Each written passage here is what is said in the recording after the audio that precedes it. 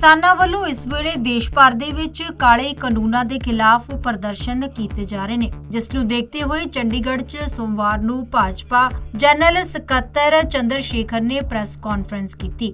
ਇਸ ਦੌਰਾਨ ਉਹਨਾਂ ਮੀਡੀਆ ਨੂੰ ਸੰਬੋਧਿਤ ਕਰਦਿਆਂ ਕਿਹਾ ਹੈ ਕਿ ਦੇਸ਼ ਵਿੱਚ ਕਿਸਾਨ ਸੁਧਾਰ ਬਿੱਲ ਨੂੰ ਲੈ ਕੇ ਵਿਰੋਧੀ ਪੱਖ ਪ੍ਰਦਰਸ਼ਨ ਕਰ ਰਿਹਾ ਹੈ, ਜਿਸ ਵਿੱਚ ਕਿਸਾਨਾਂ ਨੂੰ ਗੁੰਮਰਾਹ ਕੀਤਾ ਜਾ ਰਿਹਾ ਹੈ, जिस विच बहुत सारे अजिहे भी आगू शामिल ने जिन्हां दा खेतीबाड़ी दे नाल कोई संबंध नहीं है ते ओह सिर्फ किसानां नूं भड़का रहे ने।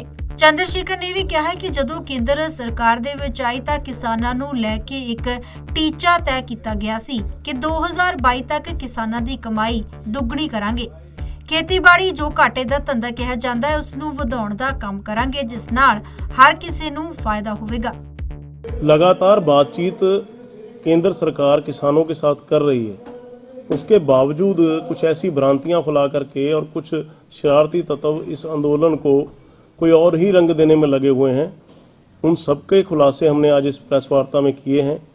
किस तरह से माओवादी कम्युनिस्ट इस आंदोलन को हाईजैक करके कोई और ही रंगत देने के फिराक में हैं और कल को कोई ऐसी घटना वहाँ अप्रिय घटना घटे ताकि इसका माहौल देश का और बिगड़े, इस तरह की कोशिश लगातार वो लोग कर रहे हैं। सरकार भी इसके बारे में सतर्क है और देश भी इसके बारे में सतर्क होना चाहिए कि ये अपनी छोटी राजनीति के लिए देश को कितने बड़े संकट में डालने की तरफ इनका ये कदम उठा रहे हैं। इनको समझना चाहिए।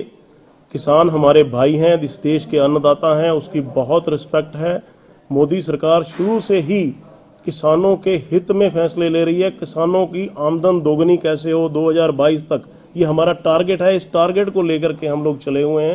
गवर्नमेंट चली हुई है और गवर्नमेंट ने बार बार इसके लिए बहुत सारे प्रयास किए और ये डिमांड्स जो थी आज की नहीं, बहुत देर से ज़मीन से ही उठ के रह आई थी, जो आज सुधार किए गए हैं। आपने सुना होगा स्वामीनाथन कमीशन का गठन किया गया। स्वामीनाथन जी ने भी आज इसके बारे में खुल करके बोला है कुछ 4 दिन पहले ही कि ये बिल्कुल ठीक सुधार किए गए हैं।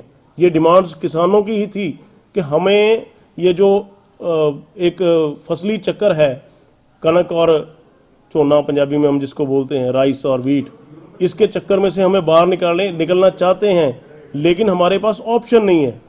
ऑप्शन कैसे आएगी जब कोई कंपनीज या प्राइवेट प्लेयर्स कोई उनका माल खरीदने को तैयार होगा। निचाई की तरफ ले जाने के लिए वो प्रयासरत हैं, क्योंकि मोदी जी हर वो काम करते जा रहे हैं जो कभी कांग्रेस के मैनिफेस्टो में भी था, बाकियों के मैनिफेस्टो में भी होता था, लेकिन उन्होंने बहुत सारे सालों से 70 साल से वो किया नहीं।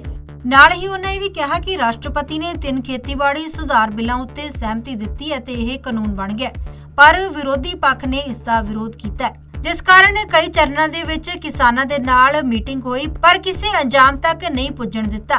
किसानां नूं झांसे विच लैके बार्डर ते बिठा दिता। जगबाणी टीवी चंडीगढ़ दे लई भगवत सिंह दी रिपोर्ट।